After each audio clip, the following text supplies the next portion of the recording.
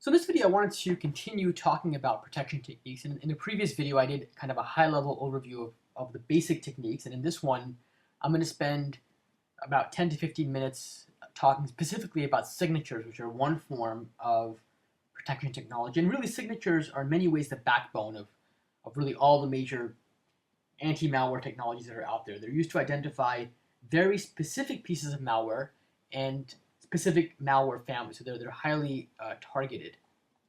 Okay, and that's important to keep in mind about signatures. I think people often forget that there are a lot of technologies out there, but signatures are really the only ones that can really target a specific threat class or a threat family. Now, the way that signatures work in general is what a malware vendor will do, or rather anti-malware vendor will do, is they'll take a bunch of files in their corpus. Imagine they've got a bunch of files and they've identified these files as malware during the sample processing phase. And if they've identified these files as malware, let me kind of mark it as, put an X in here so it's clear these are all bad. They'll extract a set of signatures from these files. And signatures are basically some function of that file. And we'll talk about possible ways to compute signatures in a moment. But they'll have a bunch of these signatures, and for lack of a better term, I'll use some Greek notation here: sigma 1, sigma 2, sigma 3, and so on. And these are basically just the signatures for these files. Okay, and another way to think about a signature really is that it may not just be a function of the file, but it could also be just some properties of the file.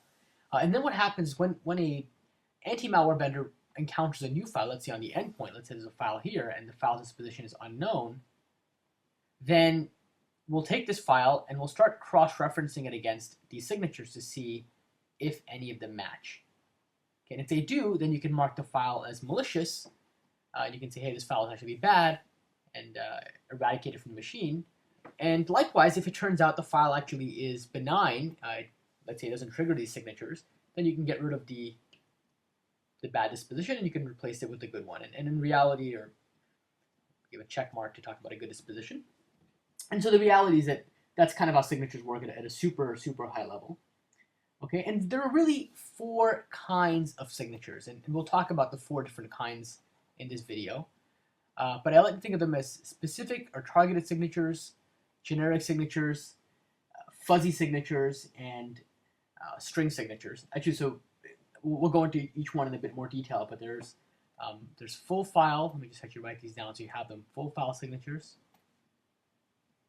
Next is partial file. I'll explain what that means in a moment. Partial file. The third kind of signature is a fuzzy signature.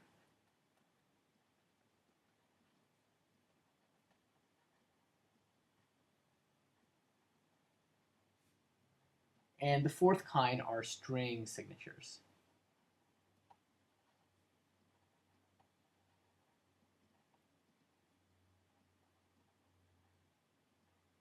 Okay, now it's important to keep in mind that different vendors may call these things different things, and so the main thing for you to do is to understand the core concept, and then once you have the core concept understood, you'll be able to map those concepts to the terminology that perhaps other vendors might espouse.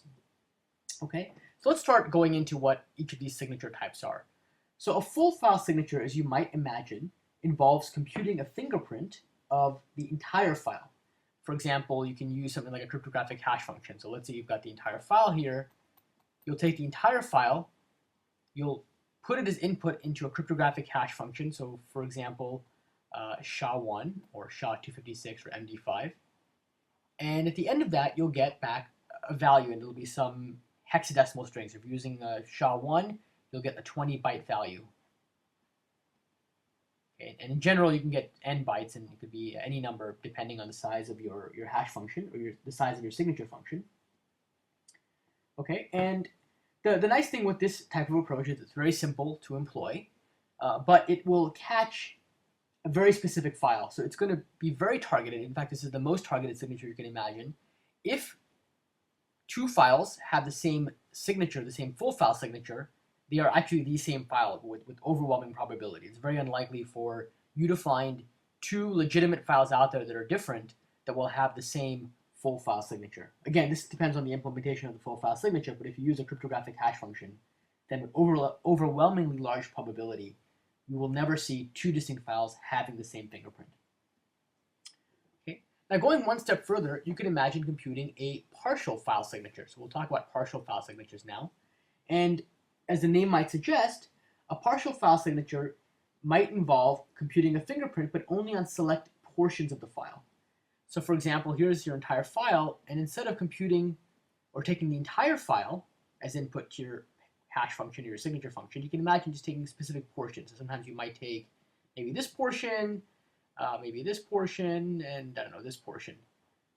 And then have these be inputs to some fingerprinting function or some type of cryptographic hash function.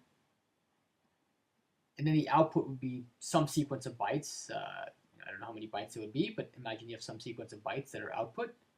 Keep in mind you may have multiple sequences, because you could imagine when you fingerprint, you might want to fingerprint these sections separately. You might want to fingerprint them together. There are variations on theme that you can employ, but for the most part, you are going to be computing, instead of a signature on a whole file, you're only going to be computing a signature on part of the file. Okay, now the one nice thing with these types of partial file signatures is that they give you a many-to-one relationship where many distinct files, so maybe here you might actually have 3 files. Let's imagine you got these 3 files. They may all have the same partial file signature. And if so, you can now, if you find a new piece of potential malware out there, there are more things that can help you to detect that piece of malware. It might turn out that this piece of malware will also match this signature if it's a bit more generic in nature. If it's a partial file signature, maybe this piece of malware matches all the other pieces, but the only place it differs is in some section right here that doesn't matter so much. Now, of course, whether or not a particular section matters or what the relevance of it is and importance of it is a bit of a subjective decision. It could very well turn out that this is a very critical section from the perspective of that file being malicious. But the idea behind partial file signatures is that oftentimes you will find situations in which some part of the file is not relevant from the perspective of it being malware. And on the flip side, there may be some portions of the file that are very relevant to being able to determine whether it's malware.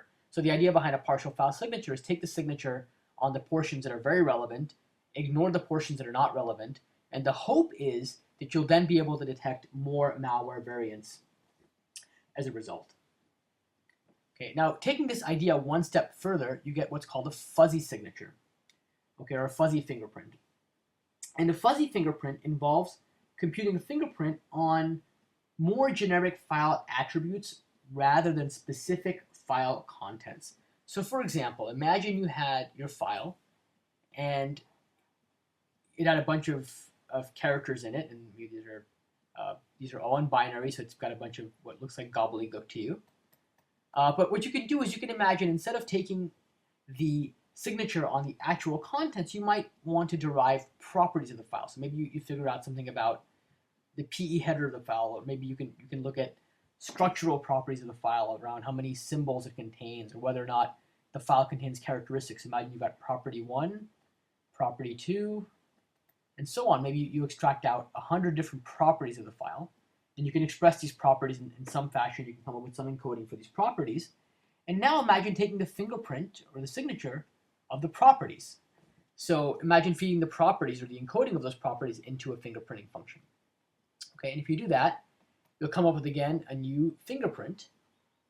And the hope here is that you may encounter files in the wild that maybe structurally match, and maybe the structural match is enough to identify that file as being malware, but maybe some aspects of the binary contents didn't match, and you would have missed it had you tried to take a signature that's based on the full file or the partial file, or really any signature based on the actual content might not have yielded the same result, but a signature based on the structure might have. So for example, suppose this is a file out here, and this file out here happens to be structurally very similar, maybe even the same to this file. Maybe there's some content in here which is a bit different compared to this file, but the structure of the file is exactly the same. And if the structure of the file is such that, and you've got to find the right structural attributes, if you can find structural attributes that are indicative of something being malware, then you can identify that this is also malware because of its structure. And again, if you find a new file in the wild, it could be that this file structurally matches, this particular file, and had you taken a traditional signature that's based on content, you might not have noticed that this file and this file really are part of the same family. They have the same structural attributes. Some aspects of the content are different, but maybe those aspects aren't really germane to being able to determine if that file is malicious or not. Okay? So for example, you can imagine if, and we talked about this earlier about metamorphic threats in a previous video, a metamorphic threat where you might make some superficial modifications to instructions or maybe swap some instructions around and so on and so forth, that metamorphic variant of that file may in fact have the same structure. So for example, these types of signatures might be invariant to metamorphic variants. So, or invariant to metamorphic changes in the file. That's the hope, at least. And it may not always be the case, but you're trying to come up with a signature scheme that's going to be invariant to metamorphic changes. So if you see two files that are, one's basically some metamorphic change of the other file, then if you have the right kind of structural signature or fuzzy signature, the signatures will still continue to match even though the files have slightly different content, if you will. Okay? And then finally, you've got string signatures. I haven't talked about these until now, but let me dive into what these are before I conclude the video. And a string signature is a signature based on actual string contents of the file. So for example, maybe the file has a particular string in it that is a telltale sign of it being malicious. And if you remembered, in an earlier video, I talked about the stoned virus. So the stoned virus had a string inside of it, literally that said, your PC is now stoned. So you can look for that particular string, and if you see that string in a file, and maybe you have to look for a few other attributes before you go ahead and call the file back, but imagine you notice that you have an executable file of some sort that's got the words, your PC is now stoned in them, and maybe one or two other attributes. You can now infer, just based on that one piece of information alone, that this file is likely to be bad. Okay? So string signature is really about looking for specific string patterns in the file. Okay? Now, if kind of recapping here, if you remember that in general, full file signatures are really the most conservative because you are trying to find a very specific match. So this is the most conservative from the perspective of identifying malware. So in other words, this might miss a lot of things because it's trying to find such a specific match, it might miss small variations in a particular piece of malware. And the reason for that, it's effectively going to be a one-to-one correspondence.